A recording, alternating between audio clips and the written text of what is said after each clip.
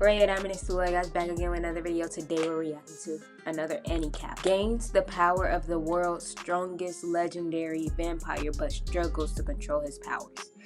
Let's get into it, guys. Hi, I'm Charles with AniCap. Previously, Gardos had managed to take control of Naracavella and launched an all-out attack on the island. Valterra decides to let Kojo handle the situation and things start to look dire. Thanks to some assistance from Sayaka, they defeat Gardos and move on from there only to find themselves tangled with a girl named Cannon. The story continues as thanks to some of Kojo's friends, Cannon's cats find a home to stay, but Himuragi decides to keep one for herself. Natsuki sees this ordeal and warns them about the animal rule again. In exchange for overlooking the situation, she asks Kojo to join her later that night. Natsuki and She hit him on top of the head. Astarte are donning a yukata and invited Kojo to accompany them to a festival. Naturally, Himuragi is there as well, and Natsuki questions why she felt the need to dress formally. They then get to the more serious business as Natsuki explains the recent minor disasters happening all around the town thanks to some people with the ability to fly. She explains that these are still humans in light of the fifth victim that they had found.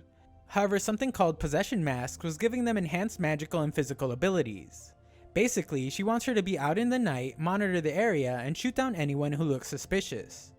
He does get a clear warning to avoid killing anyone. It doesn't take long for the perpetrators to show up, and they use Natsuki's shifting magic to get right to them. They don't waste time and So what they gonna do? Cause they just standing there. I feel like they gonna get hit. Start to fight against two angel-like beings. Natsuki warns Kojo to fight seriously or it could be fatal.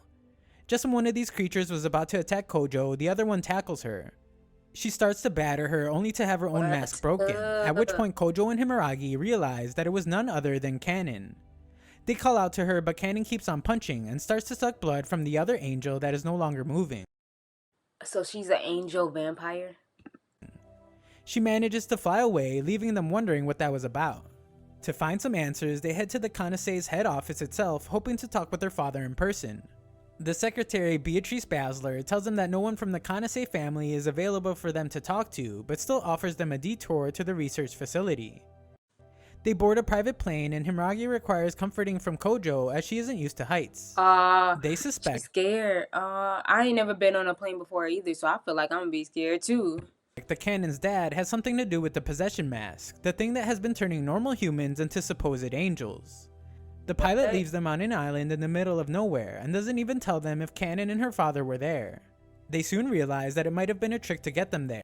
I was just about to say, it was a trap, ain't it? Basically leaving them to fend for themselves in an unknown situation. Wow. After a little exploration, they do find some concrete domes just lying around and signs of a recent gunfight.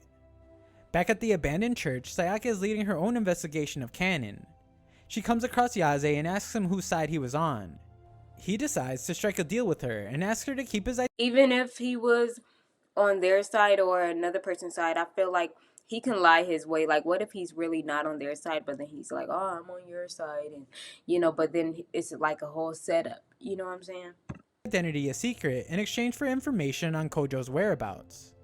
Before they can get to the point, Asagi and Nagisa come to the church as well, where Sayaka and Asagi immediately start to get aggressive with each other. Back on the island, Kojo tries to use his familiar's electric powers to fry some fish from the ocean, but to no avail. Due to this, he is stuck having to eat the dinner Himuragi prepared, all of which is made up of coconut. Despite the lack of variety, he still enjoys her. That actually looks good. I know this is cartoon, but I be thinking cartoon food look good, anime food look good. It just does to me. Food and reminds her of some moments with Asagi. They talk about hoping that they will be able to find Cannon and save her, but not very positive about being rescued from this deserted island. Meanwhile, Yaze had already given Asagi the information she needed, and it doesn't take long for her to put those pieces together and find out just where Kojo was stuck.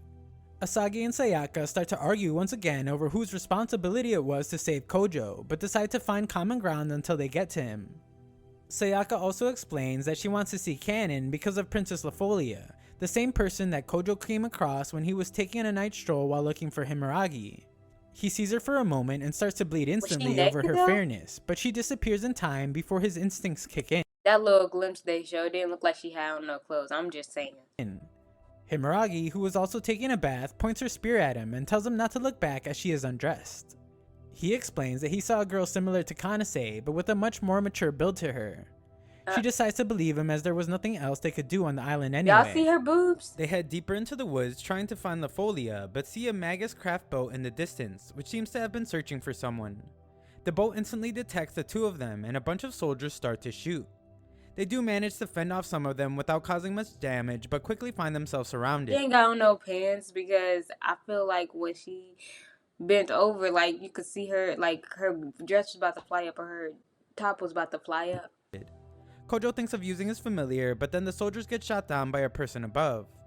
Lafolia reveals herself and is surprised to know that Kojo doesn't know her. She points out that those soldiers were actually machines that were That's the sent there girl to he capture saw her. earlier, right? They don't get to talk much with her as more machines begin to flood the island shore. This time, Kojo finds a lot of open space and uses his familiar to make quick work of the soldiers. They again ask her to fully introduce herself, and she clarifies that she is the eldest princess of Aldasia. Elsewhere, Beatrice, a so-called She's a princess? secretary, is in a research facility where Cannon is lying unconscious and being experimented on. Oh. Cannon's own father was the one studying his daughter, as she was the only one who survived the whole possession mask transformation. He tells Beatrice that Cannon was able to survive thanks to her illegitimacy, as they hint that she has royal blood inside of So now he's doing studies on her because she got royal blood inside of her. Okay. her. Beatrice informs him that the fourth progenitor has been captured, and they even have their hands on the sword shaman from the Lion King organization. The doctor is positive about this and asks them to make plans to end the progenitor as quickly as they can, since he would prove to be a great catalyst for the final evolution of Cannon. All the while, Cannon had been subconsciously hearing their conversation and starts to remember Kojo, even calling him out as Big Brother. Lafolia starts trying to mess with them a little before explaining her situation. Hey, did y'all see that teardrop though? Hold on. So she could hear them? But we gotta go back. Cannon. What? All the while, Cannon had been subconsciously hearing their conversation and starts to remember Kojo, even calling him out as Big Brother. Wow. Lafolia starts trying to mess with them a little before explaining her situation. She clarifies that being from the royal family makes her a target. Kanase Kensei of Magus Craft was apparently a court in the royal family and knows that royal blood is necessary for most of his magic-related research. When asked about why she had such an uncanny resemblance with Cannon, Lafolia reveals that Cannon's real father is her grandfather. Since Cannon is an illegitimate child, her relationship with So Cannon and Cannon and the princess is related. Lafolia is Got that of royal an blood aunt in and her. niece. Kojo tells her that Cannon had been turned into a violent creature, which Lafolia explains is an angel foe, an artificial angel created to be a higher being. They then So an artificial angel, but that angel they just showed was ugly. But Cannon right now looks beautiful while she laying down being tested on. see yet another similar boat heading towards their way, but this time a white flag is waved indicating they mean no harm.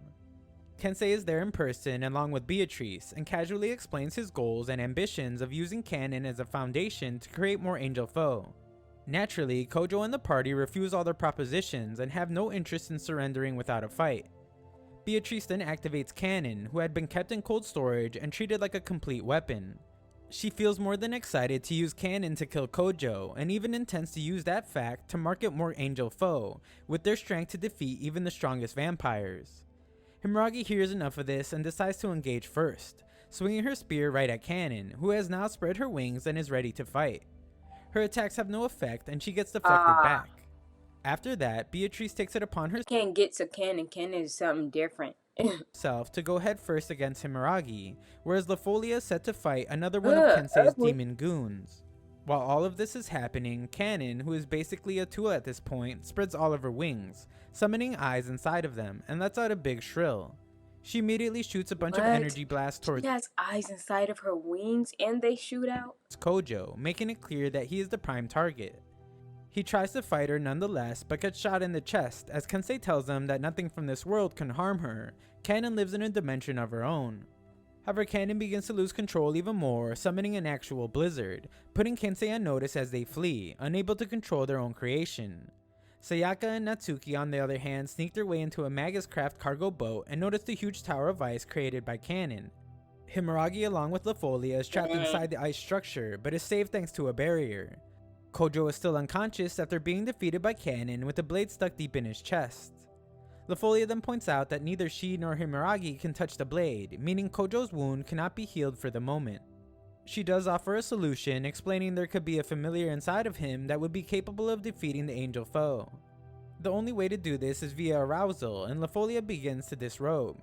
She attempts to kiss him, but Himeragi gets in the way, offering to do it herself, pointing out that it's her job as his observer. She wanna kiss him. Oh, and her shirt opened? What? Cuts herself and sucks out her own blood. She then pours the blood into Kojo's mouth, helping him drink it while he lies unconscious. She wanted Much to to their do that. prediction, Kojo wakes up and begins to bury his fangs in Himeragi's neck, completely taken over by his vampiric urges. Thanks to her Dang. blood, his wound starts to heal, but he sucks out more than she could bear, and Himeragi passes out. Oh, I was about to say, I hope he ain't kill her. His waking up is still not enough because the familiar inside him remains dormant. As such, LaFolia volunteers her blood as well, hoping that potent royal blood would surely give him the boost that he needs. Shortly after, everyone is awake and ready as they break out of the ice tower, coming face to face with Kensei once again. Kensei explains that he wasn't her actual father, and that Kanon was more precious, being the final memory of his long-dead sister. He uses this as his reasoning for her transformation, which he sees as a gift. Their conversation is cut short by Beatrice, who makes it clear that she isn't there for the negotiations. She blatantly admits her betrayal to Kensei with more angel foe, revealing that she was making clones behind Kensei. Oh, okay. So the angel foe has like the mask. I thought they like whole body, like their skin turned into something ugly. That's what I thought. Kensei's back. Kojo decides that he has heard enough of their sick and evil plan and tells them to shut up. Yet again, the other demon, Lo, takes his fight to LaFolia, and Beatrice meets Himeragi in a rematch. It doesn't take long for either of them to quickly take down the villains, and Beatrice is more than surprised to know what Himeragi was capable of. In the heat of the battle, LaFolia momentarily harnesses the power of a spirit, and uses a holy blade to finally put Beatrice down for good. Meanwhile, Himeragi gets her hand on the remote that was being used to control the artificial angels. The final battle boils down to Kojo and Kanon, and he has to make sure that she returns to her normal state without facing death. He takes a vow to bring back the kindness inside of Kanon before revealing his third familiar, Alma saying Mercury. Oh yeah, and his arm turns into whatever that thing it turns into. Immediately after he summons it, a two-headed dragon manifests out of his body, completely capable of withstanding Kanon's Two-headed attack. dragon? Kensei cannot believe that there was actually a being in this dimension that could go head-to-head with a higher life form like the angel foe. He then realizes that Kojo's third familiar is a dimension eater. Despite its nature, Kanon is still very tough to bring down as her whole body starts to turn crimson red. Realizing that this was an indication of evil spirits taking over, Blood coming out her eyes. What does that mean? Himeragi uses her holy spear to exorcise Kanon's morphed form. This temporarily breaks the barrier surrounding her angelic form, and Kojo takes upon this chance to strike. They are successful in their efforts, and Kanon is finally back to her normal form as Himeragi takes a hold of her. Kojo then looks upon a defeated Kensei, who asks if he was going to punish him. He replies that it is not under his authority to decide what becomes of him. Just then, Natsuki and Sayaka arrive with the cargo boat. Kanon regains her consciousness, and LaFolia takes it upon herself to comfort her, revealing herself as a family member. Elsewhere, Kensei Yeah, because they're related. They're basically related. They kind of look alike too. has already been apprehended and is being questioned by Yaze. He asks them why they decided to make such a dangerous weapon, one that they themselves couldn't control. Kensei doesn't say much aside from a cryptic reply where he says that anything that cannot take down the fourth progenitor is useless against a disaster that is yet to come. As for our heroes, Natsuki takes the responsibility of looking after Kanon, and LaFolia says her farewell by landing a final goodbye kiss on Kojo, stirring up jealousy between Himeragi and Sayaka. Oh yeah, they jealous. They both want him. Thanks for watching part 4. All other parts will be in a pinned comment below. Thank you guys for watching. I will be reacting to more AniCaps and any recaps.